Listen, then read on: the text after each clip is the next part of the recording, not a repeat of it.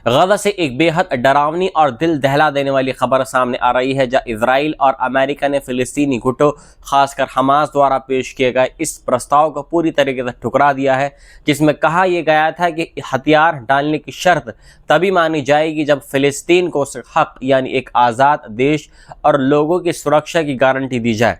लेकिन अमेरिका और इजराइल ने साफ कर दिया है कि पहले हथियार डालो, तभी कोई सीज़फायर या गजा की सरकार पर बात होगी।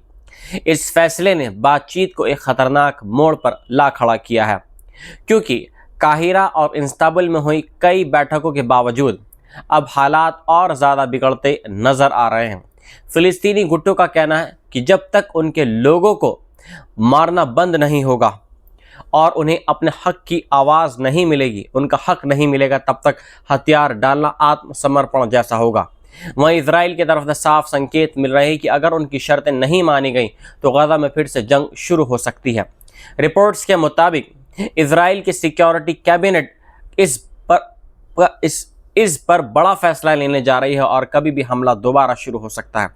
इस बीच आंकड़े और भी ज़्यादा डराने वाले हैं, जहां पिछले 6 महीनों में ही 700 से ज़्यादा फिलिस्तीनी मारे जा चुके हैं और कुल मौतों का आंकड़ा 72,000 के पार पहुंच चुका है।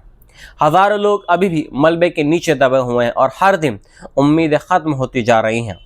इस सीज़फायर के तहत रोज़ 600 ट्रक मदद पहुंचनी थी, लेकिन वो वादा भी टूटता नज़र आ रहा है, जिसमें गजा में भूख, प्यास और दवाइयों की भारी कमी हो गई है।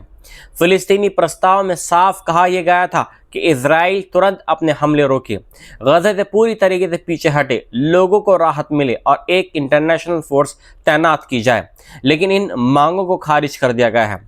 अब ज़मीन पर हालात और ज़्यादा खतरनाक हो गए हैं, क्योंकि इजरायली सेना तय सीमाओं से आगे बढ़ चुकी है और येलो लाइन के बाद अब एक नई ऑरेंज लाइन बनाकर गजा की ओर अंदर तक पहुंच गई है। इसका मतलब साफ है कि जंग खत्म नहीं बल्कि और गहरी होती जा रही है। हर तरफ डर, तबाही और अनिश्चितता का माहौल है और मासूम लोगों की जिंदगी हर पल खतरे में है। ऐसे में यह टकराव अब सिर्फ एक जंग नहीं बल्कि इंसानियत के अस्तित्व की लड़ाई बनता जा रहा है, जहां एक फैसला लाखों जिंदगियों का भविष्य तय करेगा। दुनिया को दहला देने वाली एक और बड़ी खबर सामने आ रही है, जहां उत्तर कोरिया के तानाशाह किम जोंग उन ने ऐसे खतरनाक हथियार की टेस्टिंग देखी है जो सीधे अमेरिका की धरती को निशाना बना सकता है। रिपोर्ट्स के मुताबिक ये एक अपग्रेडेड सॉलिड फ्यूल इंजन है, जिसे इंटरकॉन्टिनेंटल बैलिस्टिक मिसाइल यानी ICBM में लगाया जा सकता है और इसकी ताकत इतनी ज़्यादा बताई जा रही है कि इसका थ्रस्ट 2500 किलो न्यूटन तक पहुंच गया है। यानी अब ये मिसाइलें पहले से ज़्यादा तेज़, ज़्यादा छुप कर चलने वाली और अचानक हमला करने में कैपेबल हो सकती हैं। सबसे डराने वाली बात यह है कि सॉलिड फ्यूल मिसाइलों को लॉन्च करने से पहले ज़्यादा तैयारी की ज़रूरत नहीं होती है, जिससे दुश्मन को संभलने का बिल्कुल भी मौका नहीं मिलता।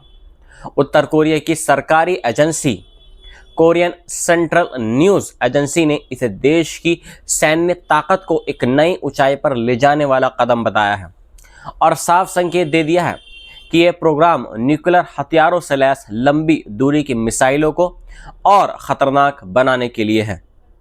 हालांकि कुछ एक्सपर्ट्स का कहना है कि उत्तर कोरिया शायद अपनी ताकत को बढ़ा चढ़ाकर पेश कर रहा है, क्योंकि कई ज़रूरी जानकारी जैसे इंजन कितनी देर तक जलता है अभी सामने नहीं आई है।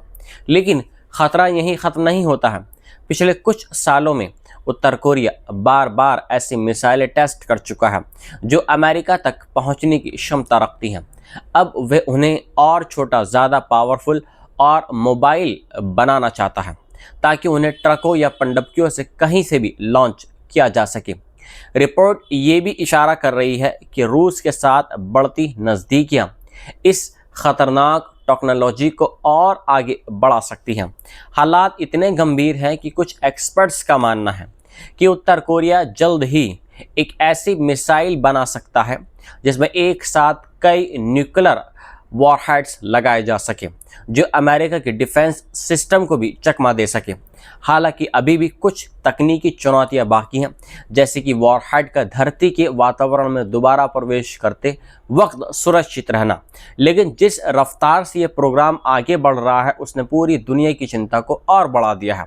2019 में डोनाल्ड ट्रंप के साथ बातचीत फेल होने के बाद से उत्तर कोरिया लगातार अपने न्यूक्लियर और मिसाइल प्रोग्राम को तेज कर रहा है और अब साफ संकेत मिल रहे हैं कि आने वाले समय में ये खतरा और बड़ा और ज़्यादा खतरनाक रूप ले सकता है, जहां एक छोटी सी गलती पूरी दुनिया को तबाही के कागार पर ला सकती है। मोरक्को से एक बेहद रहस्यमय और डर पैदा करने वाली खबर सामने आई है, जहां अमेरिका के 2 सैनिक अचानक लापता हो गए हैं।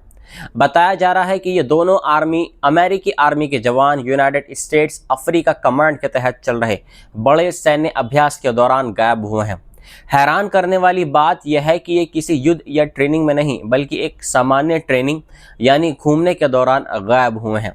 रिपोर्ट्स के मुताबिक ये घटना कैप ड्रॉट ट्रेनिंग एरिया के पास हुई है, जो अटलांटिक महासागर के किनारे पहाड़ी और सुनसान इलाके में स्थित है, जहां चारों तरफ रेगिस्तान, खतरनाक चट्टानें और गहरी खाइयां हैं।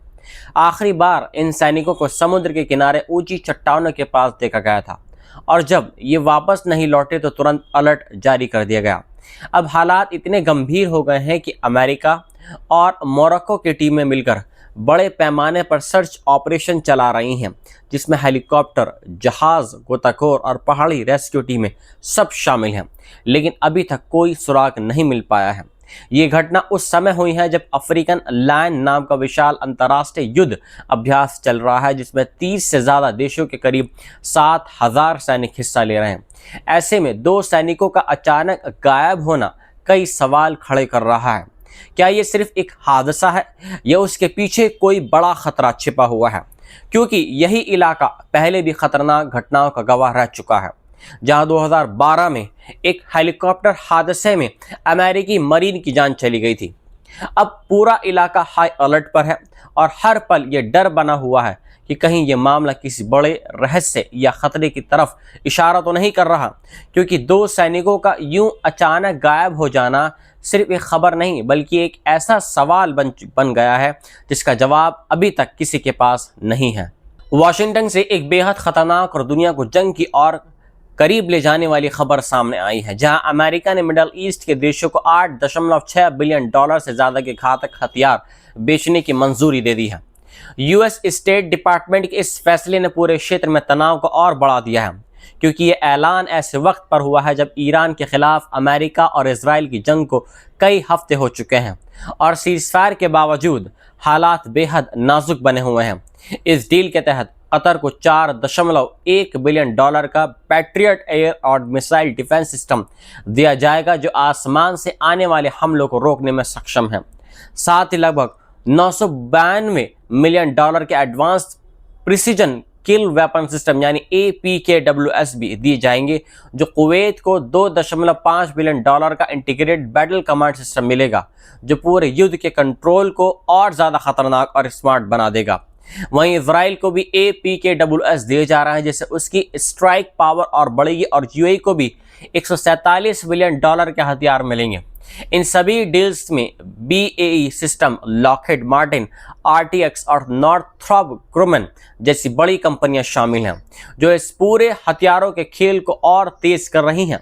सबसे डराने वाली बात यह है कि यह सिर्फ हथियारों की खरीद नहीं है, बल्कि आने वाले बड़े टकराव की तैयारी मानी जा रही है, जैसे अभी मैंने इसी पहली वीडियो में आपको बताया। क्योंकि जितने ज़्यादा हथियार इस इलाके में पहुंचेंगे उतना ही ज़्यादा खतरा बढ़ेगा।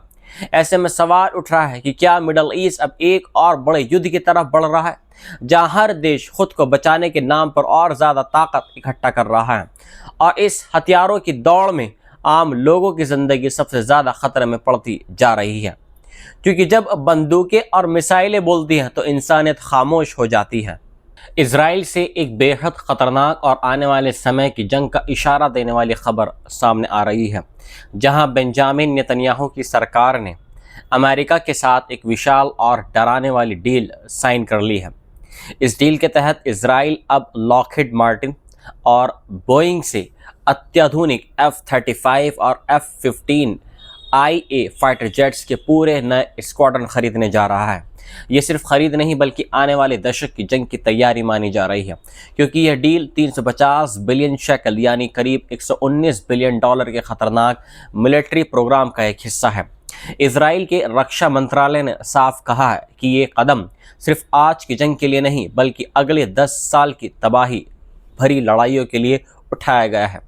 रक्षा मंत्रालय के डायरेक्टर जनरल अमीर बराम ने चेतावनी देते हुए कहा है कि ईरान के साथ हालिया जंग ने दिखा दिया है कि अब हवा में ही ताकत का असली मकसद है और जो आसमान पर राज करेगा वही जंग जीतेगा। इस डील के तहत इजराइल चौथा F-35 स्क्वाड्रन और दूसरा F-15IA स्क्वाड्रन खरीदने जा रहा है। पहले ही बोइंग को 8.6 बिलियन डॉलर का कॉन्ट्रैक्ट दे चुका है, जिसमें 25 नए F-15 जेट्स शामिल हैं और 25 और खरीदने का ऑप्शन भी रखा गया है। इजराइल काइट्स ने कहा है कि ईरान के साथ जंग ने यह साबित कर दिया है कि एयरफोर्स ही सबसे बड़ा हथियार है और अब इजराइल इसे और खतरनाक बनाने जा रहा है। नेतन्याहू ने तो यहाँ तक बोल दिया है कि उनके पायलट अब ईरान के किसी भी